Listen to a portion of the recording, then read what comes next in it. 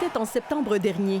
La Coupe des présidents prenait son envol et la ministre du Tourisme justifiait les 6,5 millions de dollars de subventions accordées à l'événement malgré le contexte budgétaire difficile au Québec. 6,5 pour 71 millions de dollars en retombées économiques, 45 000 touristes hors Québec qui viennent ici à Montréal, qui génèrent des dépenses touristiques.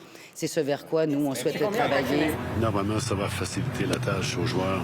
6 mois plus tard, force est de constater, selon une étude sur l'achalandage, que sur les 50 601 personnes qui ont assisté à l'événement, seulement 13 156 provenaient de l'extérieur de la province.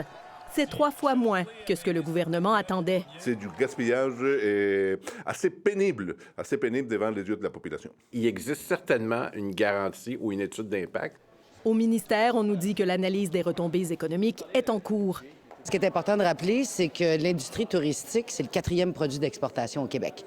On a rentré en 2023 4,1 milliards de devises étrangères, dont 2,1 milliards des États-Unis uniquement. Attention au calcul de ces retombées, nous dit cet expert. Peut-être que la tenue de ces événements-là va faire augmenter les prix dans les hôtels, donc ça va faire fuir d'autres touristes. Ça peut créer de la congestion dans la ville et donc nuire à certains commerces.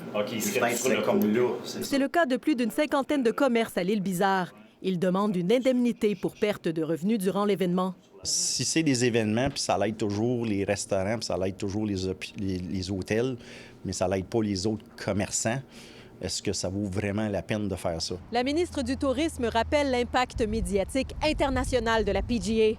Près de 30 millions de téléspectateurs, 49 millions de visionnements vidéo, une carte de visite à ne pas négliger, selon elle.